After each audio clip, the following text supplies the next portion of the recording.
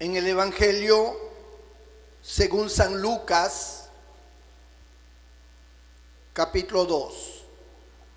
No olviden que hoy a las 5 de la tarde tenemos una reunión con los niños que van a traer sus talentos, es decir, cosas que ellos puedan haber inventado o compuesto, creado para el Señor.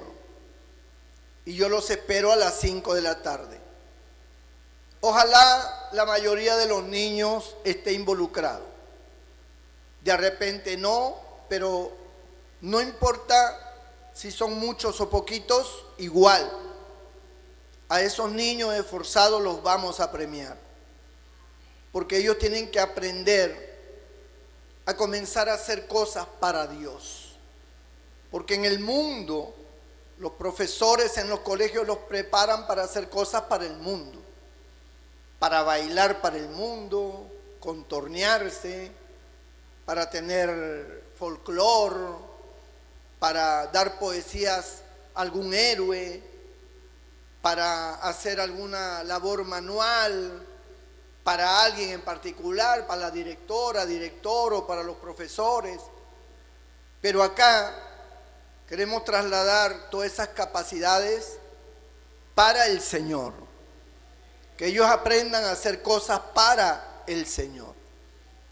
Como tocar un instrumento, como cantar una canción para Dios compuesta por ellos mismos, como dar una proclamación, una poesía a nuestro Señor compuesta por ellos mismos, como a fabricar algo que tenga relación con Dios, no sé, tantas cosas que ellos seguramente se imaginarán y lo harán, hacer una pintura, un dibujo, etcétera. Ojalá tengamos niños para esta tarde que lo hayan hecho. Gloria a Dios. Capítulo 2 de San Lucas, voy a ser breve porque ya nos ganó la hora, pero voy a ser breve en este mensaje para que también todos tengan libertad. No olviden que de aquí ya no nos vemos hasta el jueves, porque el martes es Navidad y no hay culto aquí ese día. Entonces, el día jueves estaremos nuevamente empezando nuestro nuevo culto ya para esperar el nuevo año, ¿no? Muy bien. Entonces damos lectura con la bendición del Padre, del Hijo y del Espíritu Santo. Capítulo 2 del Evangelio de Lucas, versículo 8. Había pastores en la misma región que velaban y guardaban las vigilias de la noche sobre su rebaño. Y aquí se les presentó un ángel del Señor, y la gloria del Señor los rodeó de resplandor, y tuvieron gran temor. Pero el ángel les dijo: no temáis, porque aquí os doy nuevas de gran gozo, que será para todo el pueblo. Que os ha nacido hoy en la ciudad de David un Salvador, que es Cristo el Señor. Esto servirá de señal: hallaréis al niño envuelto en pañales, acostado en un pesebre. Y repentinamente apareció con él, con el ángel, una multitud de las huestes celestiales que alababan a Dios y decían: gloria a Dios en las alturas, y en la tierra paz, buena voluntad para con los hombres. Sucedió que cuando los ángeles se fueron de ellos al cielo, los pastores se dijeron unos a otros: pasemos pues hasta Belén y veamos esto que ha sucedido y que el Señor nos ha manifestado. Gloria a Dios. Vinieron pues apresuradamente y hallaron a María y a José y al niño acostado en el pesebre. Y al verlo, dieron a conocer lo que se les había dicho acerca del niño. Y todos los que oyeron se maravillaron de que los pastores les decían. Pero María guardaba todas estas cosas, meditándolas en su corazón. Y volvieron los pastores glorificando y alabando a Dios por todas las cosas que habían oído y visto, como se les había dicho. El Señor bendiga su palabra. Pueden sentarse, amados hermanos.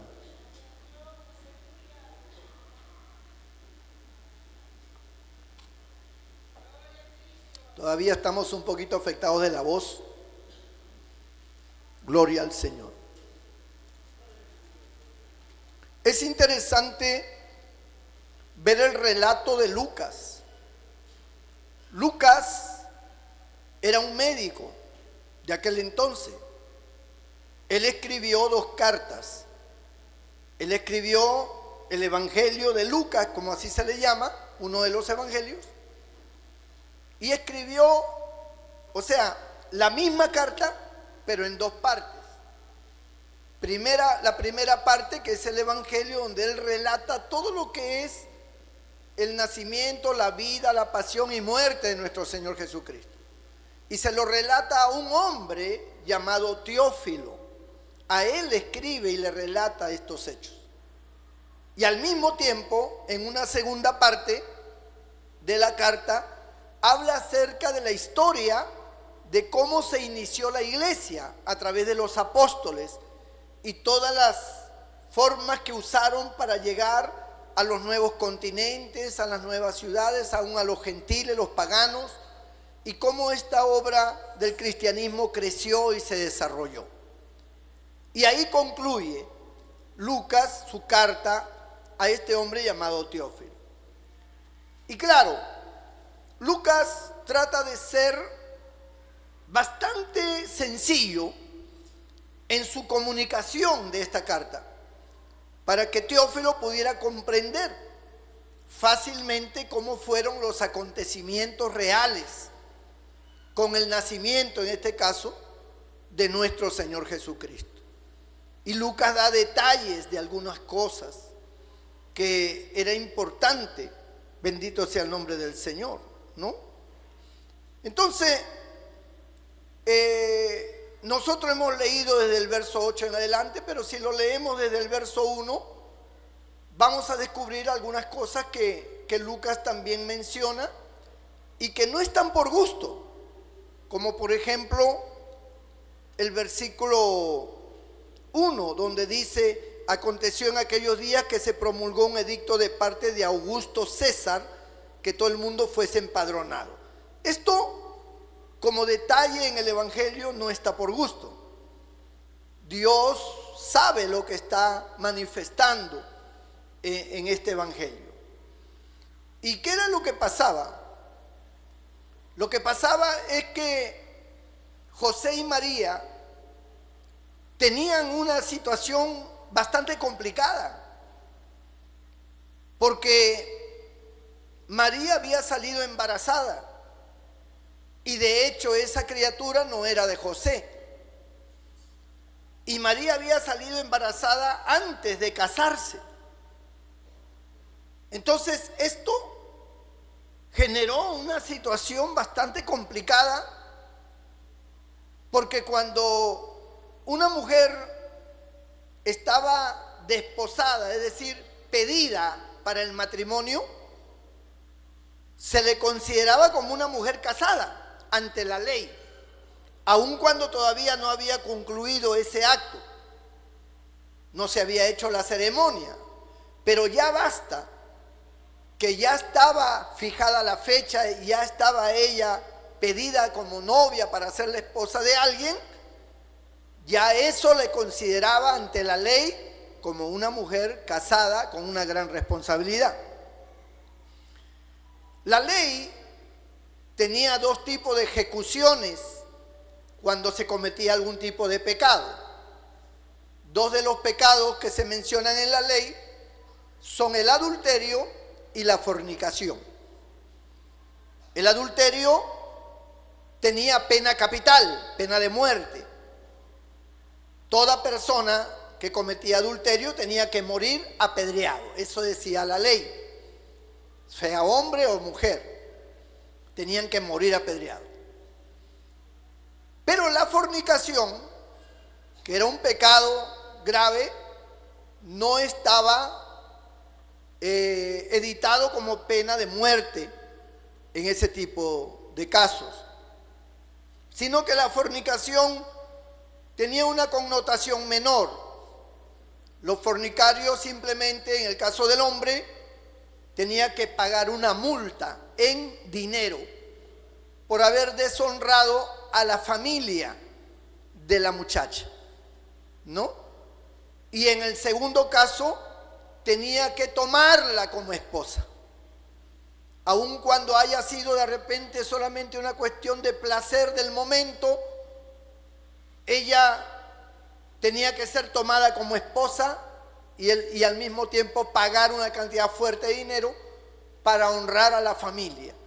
De esa manera se solucionaba el tema de la fornicación. Solo tenía pena capital, pena de muerte, la fornicación, cuando era cometida por la hija del sacerdote. La hija del sacerdote no moría apedreada, moría quemada. La hija del sacerdote no podía fornicar, porque era el sacerdote. Entonces, en ese caso, tenía pena de muerte. Es el único caso que se ve la fornicación como pena de muerte. Pero también se atribuía, ya no como fornicación, en este caso, por ejemplo, si alguien estaba con una muchacha y le hacía un hijo o le encontraban en relaciones sexuales, si ésta había sido pedida por alguien, ya por haber sido pedida para matrimonio, ya no era fornicación, ya se consideraba adulterio y tenía que morir. Entonces, cuando María sale embarazada por obra y gracia del Espíritu Santo, pues eso solamente lo sabía María. Eso no lo sabía la familia, ni mucho menos los vecinos. Porque ¿quién podía creer algo así?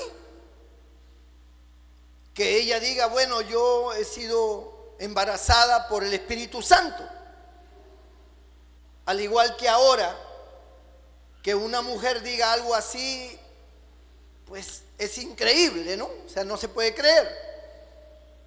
Igual era para esos tiempos, que una mujer diga, estoy embarazada por el Espíritu Santo. ¿Quién podía creerle algo así? Y era difícil para María poder manifestar que estaba embarazada porque no era de José. Y María no era de esas mujeres mentirosas que solucionan todo mintiendo, ocultando las cosas, tapándolas, diciendo una cosa que no es. María era una mujer honesta, era una mujer santa, por eso es que Dios la escoge. Ella no era una mujer de mentir, no estaba acostumbrada a mentir, y menos en casos como esos tan graves, tan trascendentales. Cuando ella sale embarazada, ella comienza a sentir los síntomas que siente toda mujer cuando sale embarazada. Mareos, vómitos, comienza a tener ciertos efectos, sus caderas se anchan, su cuerpo se va transformando. Entonces, la misma naturaleza física se comienza a adaptar para el nuevo ser que ha de nacer. Sus pechos crecen porque va a amamantar a la criatura cuando nazca. Entonces la naturaleza ya está definida por Dios para que cuando una doncella, una mujer virgen, pierde su virginidad y es embarazada, su cuerpo sufre una transformación con la finalidad de poder ser de bendición para la nueva criatura o el nuevo ser que va a nacer. Y esas cosas le acontecieron a María. De las buenas a primeras, María no podía llamar a su mamá, a su abuela, a su tía, a las mujeres y decirle, ¿sabe qué? Estoy embarazada. O sea, ella no sabía qué hacer. Cuando nosotros leemos el Evangelio encontramos que el ángel se le aparece a María y le dice: bienaventurada eres, ¿no? Bendita tú entre todas las mujeres, qué sé yo, y nosotros pues decimos gloria a Dios, ¿no? Qué bendición para María, ¿no? Que el ángel se le apareció. Hasta ahí todo bonito, pero y después cuando el ángel se fue y ella quedó embarazada, tremendo lío que tenía, tremendo lío. O sea, no era una cuestión de que todo iba a ser fácil. De hecho, Dios siempre tiene el control de las cosas. Pero son cosas que Dios las conoce, no nosotros. Dios tiene el control de nuestra vida, pero nosotros no sabemos de qué forma. Por eso es que a veces nosotros tomamos decisiones que no son conforme a la voluntad de Dios, porque no conocemos sus planes. Y nos asustamos y las circunstancias nos llevan a tomar medidas que no son las aparentes. Y en vez de que sea una bendición, más bien se convierte en un obstáculo, en un problema para nosotros. Ahora María tenía un gran problema. Seguramente le cuenta a la familia. La familia trata de entender algo que es muy difícil de entender. Pero por otro lado sabían quién era María. María no era una muchacha cualquiera. Era una muchacha sana, era una muchacha muy devota. Y la conocían, como usted conoce a sus hijas. Usted sabe quiénes son. Entonces, las palabras de María tuvieron credibilidad tal vez en la familia, como puede que en alguno de ellos no. Pero tenía que enfrentarse a ese desafío porque a la larga o a la corta se iba a saber, porque pasaban los meses. Y el vientre de María iba a empezar a crecer. Y ella ahora su gran problema que tenía era cómo decírselo a José. Cuando ella le dice a José lo que ha pasado, José no le cree, pero la amaba. La amaba y no quiso, dice la Biblia, infamarla. No difamarla, sino infamarla, que es, no quiso delatarla. Y adolorido, pensando que había sido engañado, opta por irse de la ciudad. Y se va. Y es en el camino, pasado días, donde el ángel del Señor se le aparece a José y le dice: no temas tomar a María por esposa, porque lo que de ella hay del Espíritu Santo es, le dice el ángel, ¿no? Él no le creyó a María, pero ahora ya le creía al ángel. El ángel estaba confirmando lo que María le había dicho. Y José reacciona. Y José se da cuenta de que María no le había engañado, que lo que le había dicho era la verdad. Y eso la hace amarla más todavía y confiar en ella. Entonces él regresa y inmediatamente establece la boda. Si la boda estaba para un par de meses, pues no, en 3 días hacemos la boda acá. Pero ¿cómo que en 3 días? Sí, en 3 días nos casamos. Yo quiero casarme ya. Y José tenía en mente casarse e irse con María. Irse de ese pueblo. Porque como se dice, pueblo chico, infierno grande. Él quería irse para que no haya ningún tipo de rumor, no haya ningún tipo de comentario en cuanto al embarazo de María. Pero él se casa. Ya María tenía varios meses. Él se casa y decide irse. Y decide irse a un lugar donde nadie lo conociera, ni a él ni a María. para evitar situaciones. Ese era el pensamiento de él, juntamente con María, para evitar complicaciones por la cuestión del embarazo. Y que ella pudiera dar a luz lejos de la familia, lejos de todo el mundo, para que nadie tuviera nada que comentar. Y ahí es donde aparece, por eso le digo que no hay nada puesto al azar o demás. Ahí aparece el relato de Lucas cuando habla de Augusto César, que para José, para María, en sus planes de irse y que ella diera luz por otro sitio, se ve truncada, ese plan se ve truncado por este edicto, el edicto de Augusto César, que todos tenían que ir a la ciudad donde habían nacido para ser empadronados. Este tipo de edicto no se podía pasar por alto.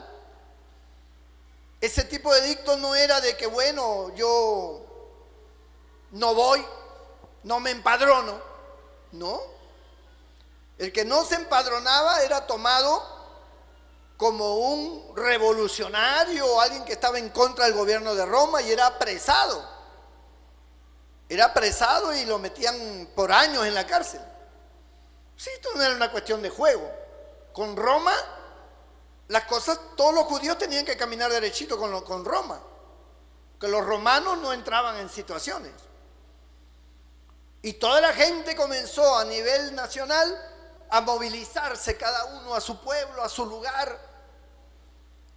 Y entonces es allí donde José y María deciden ir a Belén, porque Belén era la ciudad de José, donde estaba toda su familia. Lo que él no quería era tener contacto con la familia, y ahora Dios prácticamente lo obliga a tener que ir a Belén.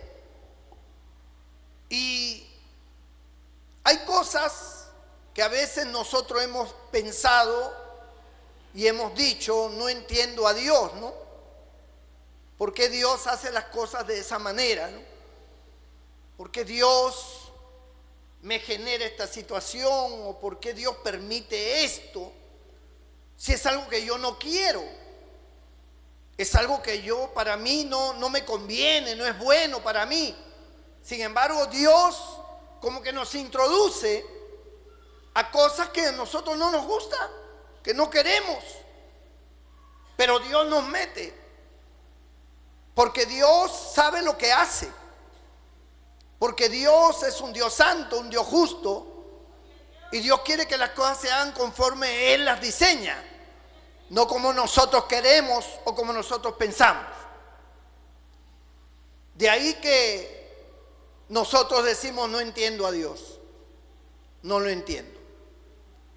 Y ahora José y María se van rumbo hacia Belén. Y de hecho, amado hermano, no era un viajecito de que salgo hoy día y llego mañana. Era un viaje de meses. Era un viaje de meses. Ya María tenía meses de embarazo. No se notaba todavía, pero ya tenía meses. Tal vez tenía 4 meses de embarazo. Y de ahí pasaron varios meses. Pero eso es que cuando ellos llegan a Belén, María ya está con síntomas de parto. Ya está para dar a luz.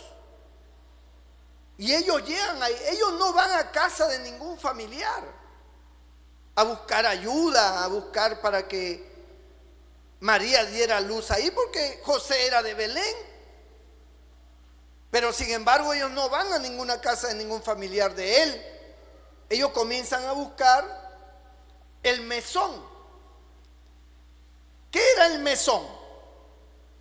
El mesón era una especie de hotel que tenía muchas habitaciones hechas de pieles de animales, y que en el centro había una separación, una cerca, porque la gente cuando iba de camino hacia un pueblo, hacia otro, se detenían en los pueblos, y en los pueblos había el mesón.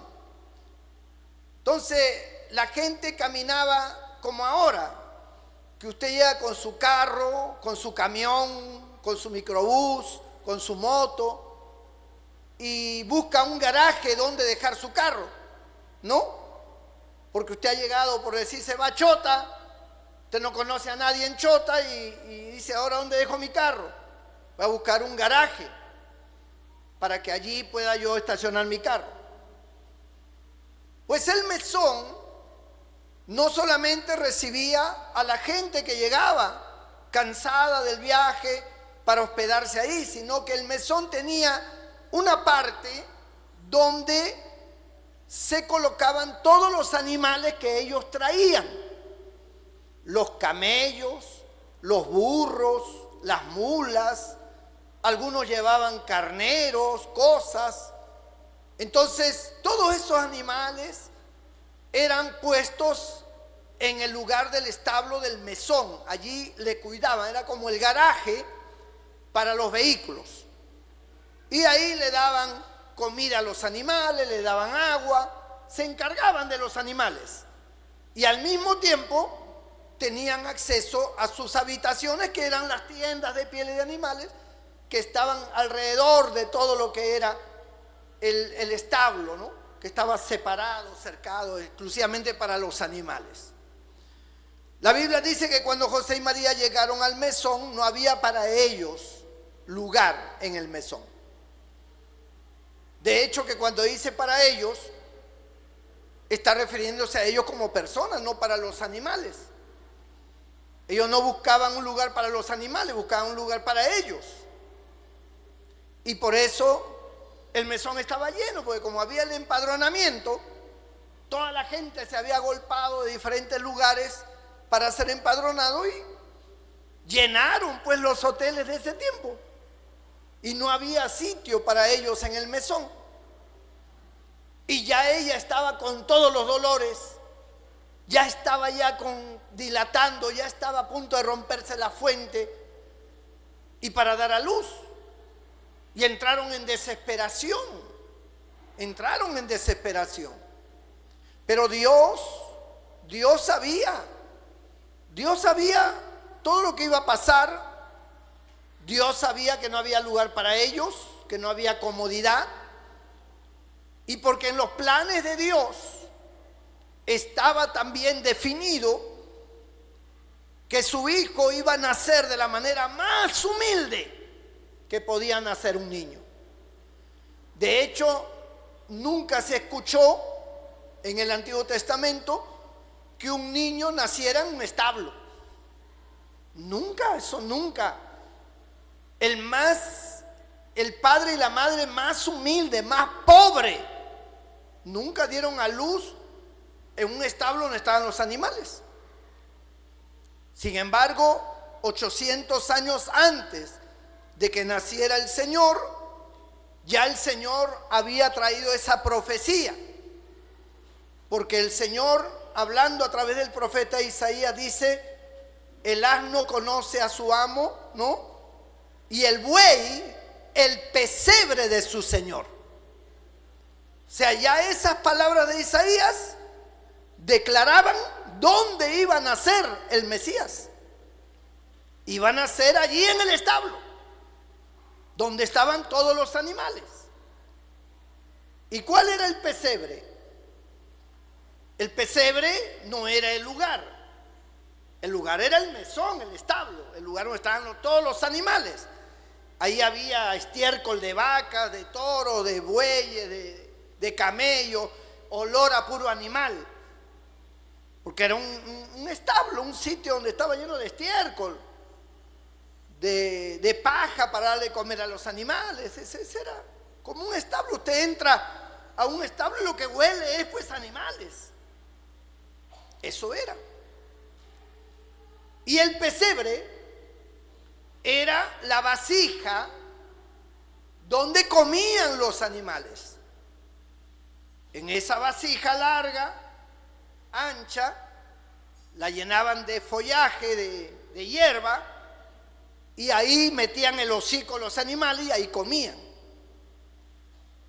Así que al no haber para ellos sitio, y María estar ya en unos dolores terribles para dar alumbramiento, no les quedó otra que meterse al establo donde estaban los animales para poder atender a María, porque ya María no daba más. Tal vez buscaron algunas mujeres, que allá las mujeres ancianas eran especialistas, eran las parteras. Casi la mayoría de las ancianas eran las parteras, porque en ese tiempo no habían ginecólogos, ni ginecólogas, ni nada de eso. Las mujeres ancianas eran las encargadas de hacer parir los hijos. Ellas ya sabían cómo cortar el cordón umbilical, cómo amarrarlo. Ellas ya sabían con agua caliente cómo hacer, usaban paños, todo ya. Eran las parteras. Y tal vez Dios puso mujeres para ayudar a María. Cayó en gracia y llegaron esas mujeres, y ahí había que hacer el parto ahí en ese lugar. ¿Qué se iba a hacer? Se limpió, se acomodó, se puso mantas limpias, y ahí se acostó María, y ahí José y todos tuvieron que salir, y las mujeres se hicieron cargo.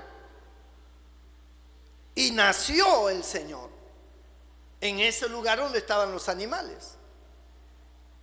Y luego tomaron al niño y agarraron el pesebre, el lugar donde se llena de comida para los animales, lo limpiaron, pusieron paja, pusieron mantas encima, todo bonito, y acostaron al niño en el pesebre, como una especie de cuna, para que todos vieran, porque así era la tradición.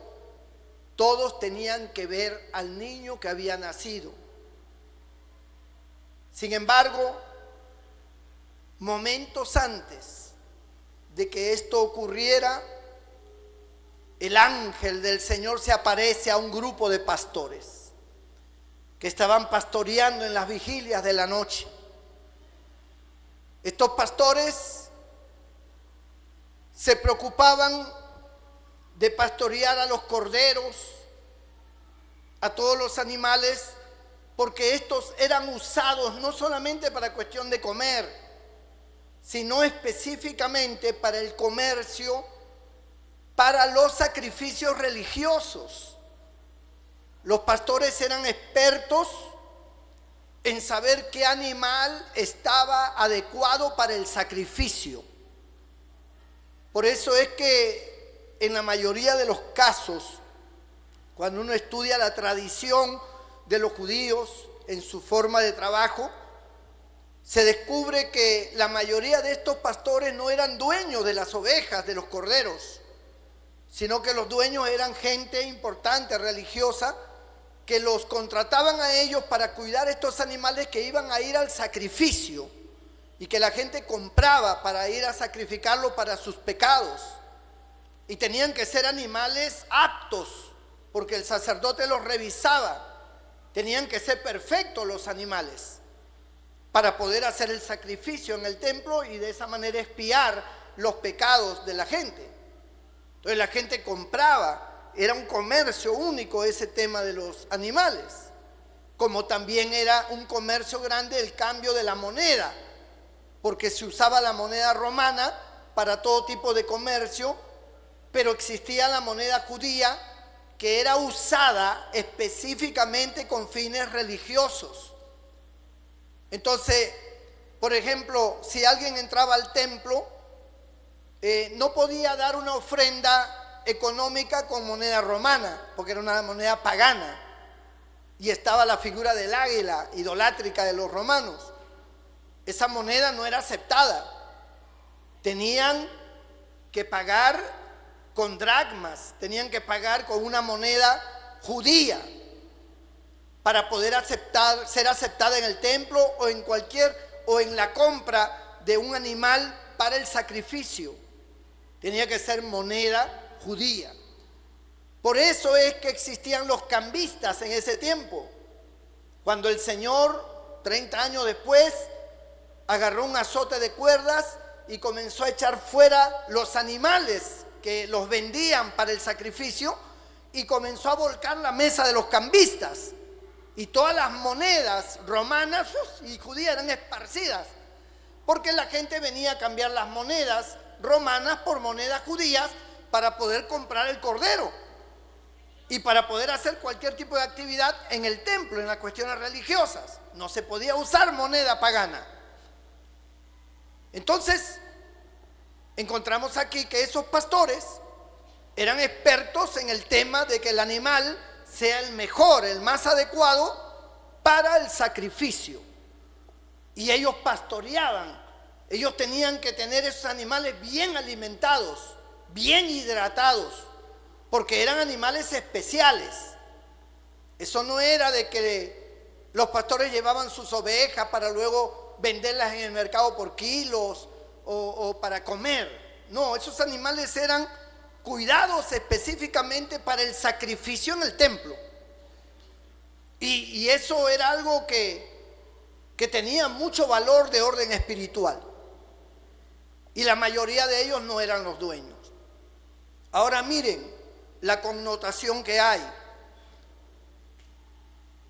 El Señor envía a su ángel y se aparece a los pastores y les dice a ellos: he aquí os ha nacido el Hijo de Dios, el Cristo. Ha nacido en Belén. Los pastores van a ver al niño. Es algo simbólico. Así como los pastores veían que los corderos, los animales que ellos pastoreaban, tenían que ser aptos para el sacrificio, ahora llegan a ver al niño.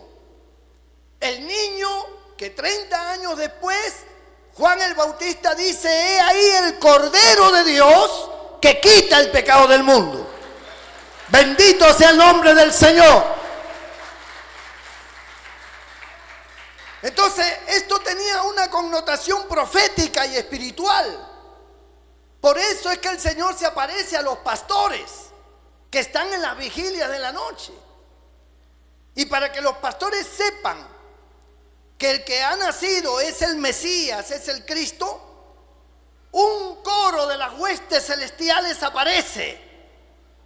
No aparece un coro humano, no aparece un trío, un cuarteto con guitarras. No, aparece un coro angelical en el cielo a cantar. Un coro del cielo. Porque en el cielo hay coros. Amén. Hay seres celestiales que adoran a Dios, alaban. Bendito sea el nombre del Señor. Con música, con todo. Los cielos se iluminaron. Los pastores todos estaban allí. Ellos vieron todas esas cosas, se dieron cuenta que el que había nacido ahí no era cualquiera, era el Cristo, tal como el ángel se lo estaba demostrando, el Mesías, el Cordero verdadero que iba a quitar el pecado del mundo. Y los pastores van a verlo. Y los pastores llegan y entran y los ven. Y no solamente por esa connotación, también porque los pastores eran la gente más humilde que había. Y eran menospreciados, porque siempre ha sido así. Los más desfavorecidos, los que menos tienen, en toda la historia de la raza humana, siempre han sido menospreciados. Siempre han sido dejados a un lado. Como poca cosa, como que no valen mucho. Los hombres siempre han actuado así con los más menesterosos. Es muy raro encontrar que los más pobres, los más miserables en ese aspecto económico, tengan el favor de la gente. No. Solo tienen el favor para que les hagan los trabajos, para que hagan la limpieza, para que se encarguen de cosas que nadie quiere hacer.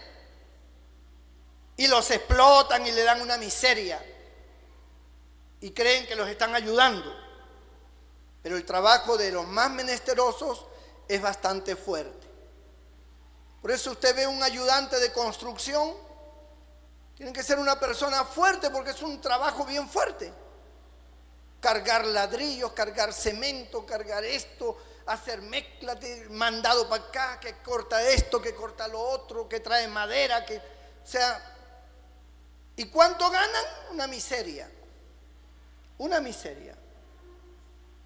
Y ellos verán cómo llegan, si tienen pasaje o no, tienes que trabajar. Si comes o no comes, eso no es problema de los jefes. Igual con las mujeres que trabajan en casa, lavando ropa, limpiando la casa, atendiendo una cosa. Siempre los trabajos más pequeños, o mejor dicho, los trabajos más ordinarios, son los pobres, los más pobres los que lo realizan. Y lo hacen porque no tienen otra cosa, porque no pueden alcanzar ni aspirar a otra cosa. Pero el Señor en la profecía bíblica decía que al Cristo, al Mesías, no lo iban a encontrar en los templos suntuosos ni en los palacios. Al Mesías no lo iban a encontrar en las casas de los ricos. Al Mesías lo iban a encontrar en las aldeas, entre los más pobres, entre los más miserables. Ahí iba a estar el Mesías. Y miren, si el Señor hubiera nacido en una casa de una persona importante, esos pastores no hubieran tenido acceso. Ninguna de esa gente pobre hubiera tenido acceso a ese lugar. Que hemos venido a ver el Mesías, váyase para allá, está lleno acá, no puedes entrar. Pero como nació en un establo, en un lugar donde estaban los animales, los que más acceso tenían a ese lugar eran los más pobres. En este caso los pastores. Eran los más pobres y ellos entraron y vieron al niño, vieron al rey acostado en un pesebre. Ahí estaba ese bebito con sus ojitos brillantes, moviendo sus manitas, y una presencia tan especial, tan agradable, la gloria de Dios en ese lugar. Y como decía la profecía, el asno conoce a su amo, el buey el pesebre de su señor. Ahí estaban los animales también, tal vez paraditos, acostaditos, porque cuando está la presencia de Dios hay un control en el ambiente. Donde está la presencia de Dios hay algo que inmoviliza, que genera una expectación, una expectativa, no solamente con los seres humanos, aún con los animales. Aún con los animales. Y por eso ahí llegaron los pastores. Bendito el Señor. Luego vinieron los reyes magos. Divisaron la estrella de David. Sabían que un rey había nacido. Llegaron a Jerusalén, preguntaron por la estrella, preguntaron por el nuevo rey, pero nadie sabía. Llegaron hasta el palacio de Herodes para preguntar sobre el nuevo rey, y Herodes más bien se amargó porque dijo: yo aquí el rey soy yo, ¿qué nuevo rey? Pero para poder saber dónde estaba ese nuevo rey, le dijo: vayan y búsquenlo, cuando lo encuentren por favor me avisan. Pero la finalidad era matar al niño. Los reyes llegaron, entraron a aquel lugar, se sorprendieron dónde estaba el niño. Pues ¿cómo es posible que un rey nazca en un establo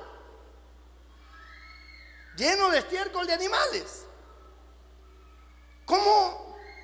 Para ellos era algo imposible. Pero la estrella los había guiado y la estrella había iluminado el lugar donde estaba el niño. Y los reyes entendieron que ese era el rey. Y se postraron. Y sacaron oro. Y sacaron mirra, incienso, reflejando acciones ministeriales, ¿no? Sacerdocio, profeta y sobre todo rey. Y esto fue algo tan grande que los reyes reconocieron, lo adoraron y luego se fueron. Y el ángel del Señor se les apareció y le dijo: no regresen a Jerusalén, váyanse por otro lado, porque ese rey busca matar al niño. Y los reyes se fueron por otro lado. Pero todo lo que ocurrió allí fue milagroso. Dios quiso que así fuera. No es que le complacía ver a su hijo entre los animales, pero era necesario que así fuera. Hay cosas que nos ocurren en nuestra vida que a veces no tiene lógica y a veces renegamos y decimos, pero ¿por qué yo estoy así? ¿Por qué no tengo mis cosas? ¿Por qué no tengo esto? ¿Por qué no tengo lo otro? ¿Por qué yo vivo así? ¿Por qué no tengo trabajo?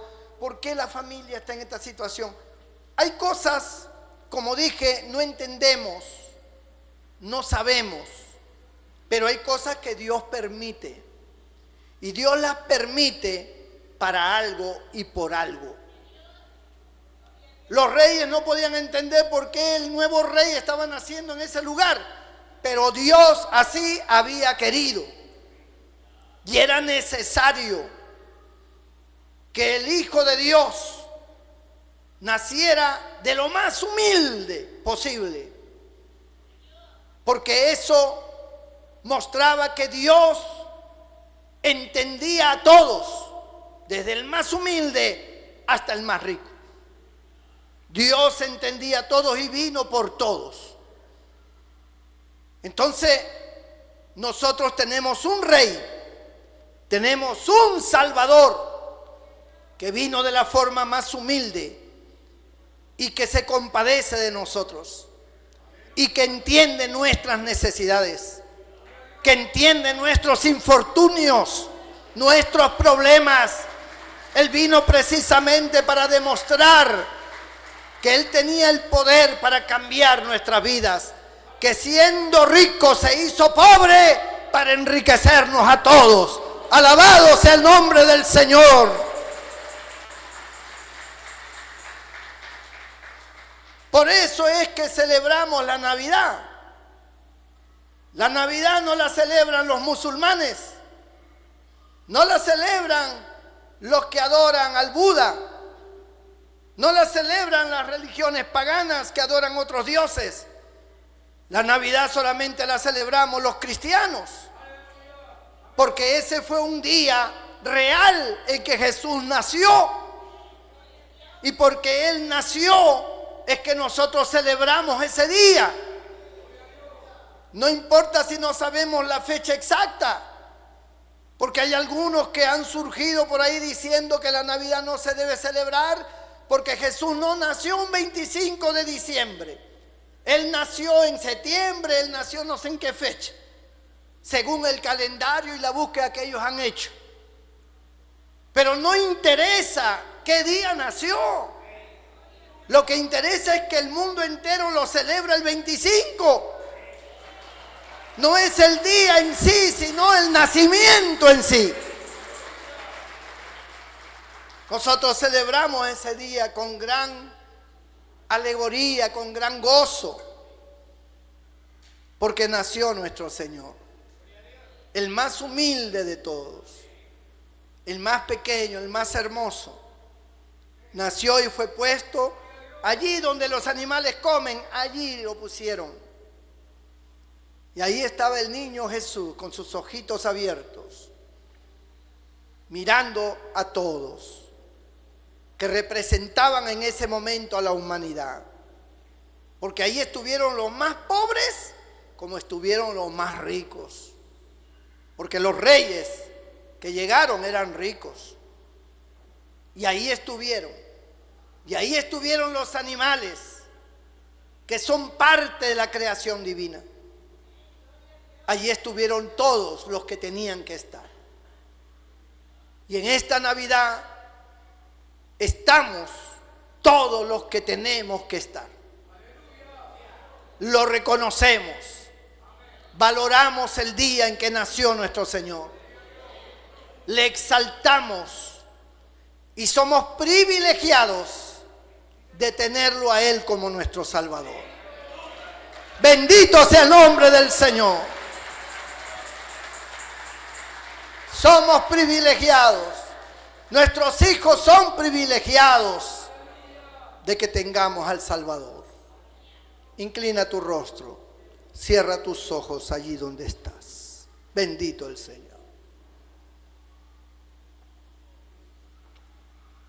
Una diaconisa.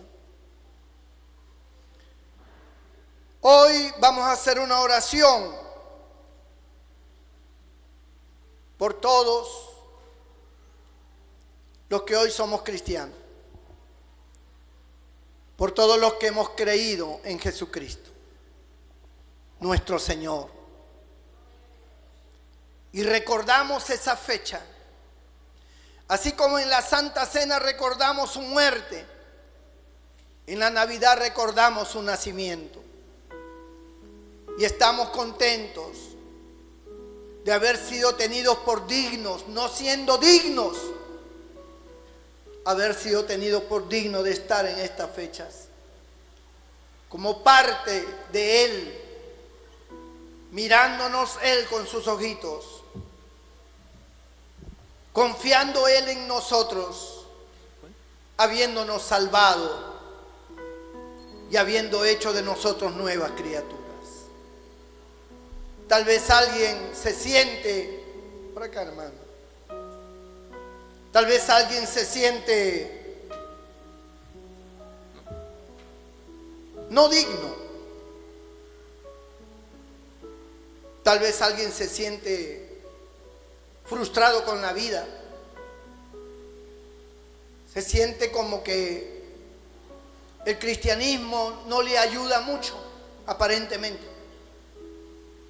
Ser cristiano no ha sido muy exitoso. ¿Cómo no va a ser exitoso si tienes al dador de la vida en tu corazón? Al que todo lo puede, al que todo lo sabe y al único que te puede ayudar. Yo quiero orar por ti. Si esta Navidad a lo mejor no es la mejor Navidad para ti, pues es por eso. Porque la Navidad no es para ti ni para mí. La Navidad es del Señor. Es recordar su nacimiento. Que no tienes un pavo, un panetón, juguetes para los niños. Es que la Navidad no es para nosotros. La Navidad es para recordar a nuestro Señor y darle gracias por su nacimiento y estar contentos de que seamos parte de esa bendición. Voy a orar por ti. Señor nuestro Dios, nuestro Padre Celestial, cada hermano, cada hermana, cada vida que está aquí en esta hora, que ha venido, Señor, porque te reconoce, porque tú eres el Dios maravilloso que enviaste a tu único Hijo para salvarnos. Hoy recordamos esta fecha, a vísperas de la Navidad. Recordamos ese nacimiento, cómo se llevó a cabo, por qué razón permitiste que nuestro Señor naciera de la forma más humilde en este mundo que ningún hombre pudo haber nacido. Porque a ti te plació para que todos supieran que si hay alguien que a lo mejor se siente el más miserable, se siente el que menos tiene, el que menos posee, tu Hijo nació entre los más desposeídos. Y nosotros tenemos el privilegio de ser parte, Señor, de ese pueblo que tú has llamado para estar al lado de tu Hijo Jesús. Recordamos su nacimiento como una fecha de las más importantes y damos gloria a tu nombre, porque por ese nacimiento hoy nosotros hemos alcanzado salvación y vida eterna. Hoy nosotros somos libres. Hoy nosotros tenemos una herencia en el cielo. Él ha otorgado una herencia para nosotros de una vida gloriosa, de una vida esplendorosa en el cielo. Gracias damos a nuestro Señor Jesucristo. Y gracias damos a Dios que de tal manera amó al mundo que envió a su único Hijo.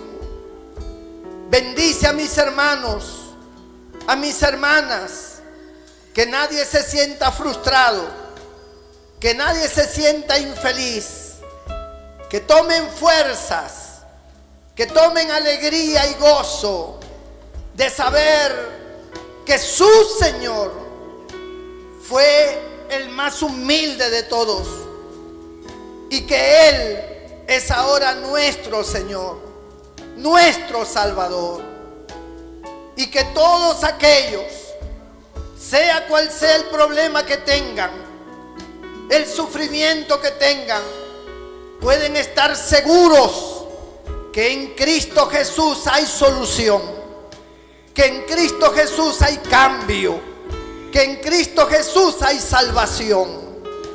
Señor, tú eres el dueño de nuestras vidas. Bendice a tu pueblo. Todos aquellos que estén enfermos, todos aquellos que tengan dolencias, males, curables o incurables, para ti no hay nada imposible, porque tú viniste al mundo a salvar y a sanar a los enfermos. Tú viniste al mundo a poner tu mano cariñosa sobre la cabeza de aquellos que tal vez no encuentran salud, pero para ti no hay nada imposible.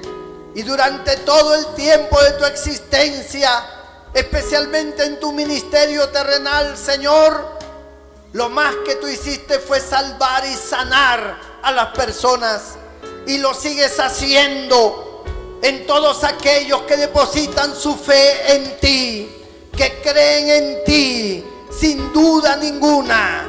Tú eres nuestro sanador, tú eres nuestro salvador, tú eres nuestro proveedor, tú eres aquel que nos generas una familia, tú eres el que llenas el vacío de nuestro corazón, tú eres el que traes bendición y vida eterna. Gracias, Señor, por tu gran amor y tu gran misericordia.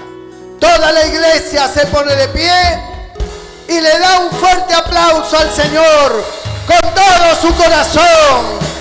¡Aleluya! ¡Gloria a Dios! Y así como los reyes